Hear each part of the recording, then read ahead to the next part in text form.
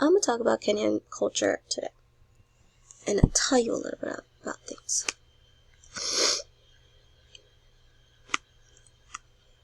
Alright, so Kenya is a country in East Africa, and is known for its landscapes and vast wildlife preserves. Nairobi is the capital of Kenya and is known for its sheer natural beauty, lively city, and full of culture. The population is 55.77 million people, and their trade bloc is African Union. Agriculture dominates the Kenyan economy. Their main exports are horticultural products, tea, coffee, fish, and cement.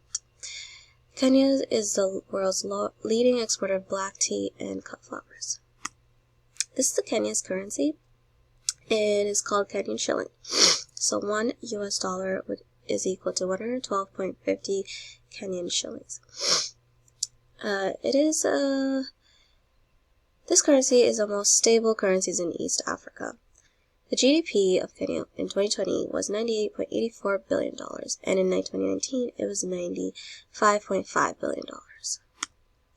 Education there is highly respected and highly valued, and it is divided into 3 levels: 8 years of compulsory primary education, 4 years of secondary level, 4 more years of higher education level. And the government there pursued a policy called Education for Self-Reliance. It is oriented toward students and help employment in agriculture as well as business. The traditional practices are still very important there, as well as rituals and customs that are very well documented. It is divided into 3 languages: Nilo-Saharan, Bantu, and Afro-Asiatic. Swahili is the national language, and it is spoken widely throughout the country. And half the population there is Christians, 10% are Muslims, and there's a small Sikh and Hindu minorities. The picture on the left is a mosque. As you should know, it's where Muslims go and give their prayers.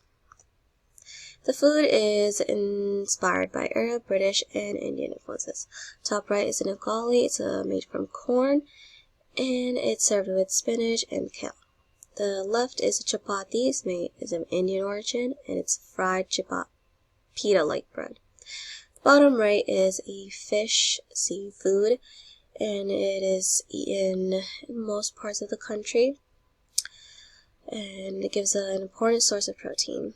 However, meat is not eaten every day and is also prohibited to bring to the country. Giving gifts is very nice, as everybody loves it, but it does not need to be expensive in Kenya. In fact, practical gifts are perfect. And when you're invited to a Kenyan's home, bringing pastries or flowers or sweets for the host is a must. You should do. And then when you give your gift, you should do it with your right hand or both hands. You shouldn't do it with just your left hand. Doesn't seem respectful. Some do's and don'ts: you should respect your elders. Give a handshake when you greet someone.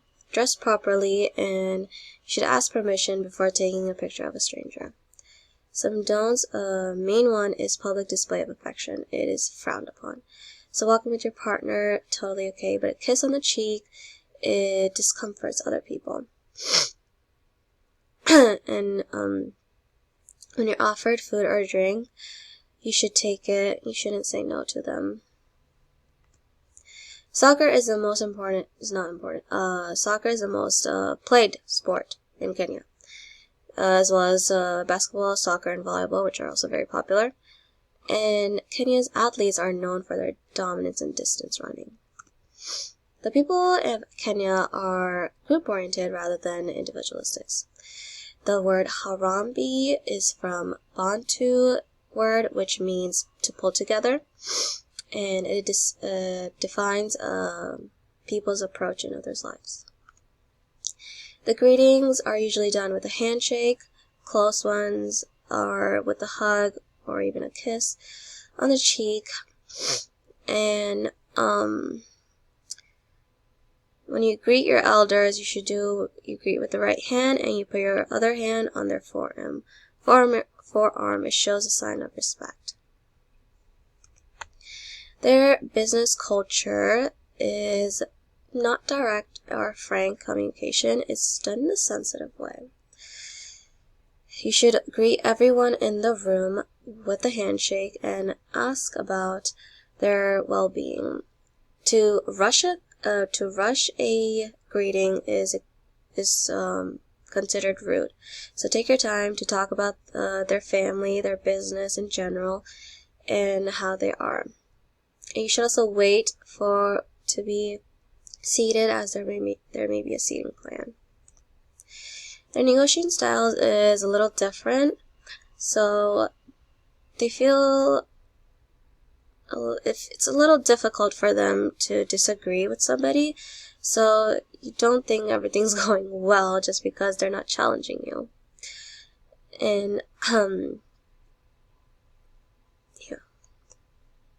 Oh, also their contracts are to be done simple and in writing form. Yeah. Their dining etiquette is the food is served to the guest first, followed by the men, children, then women. You should not start eating until the meal has been served and started eating.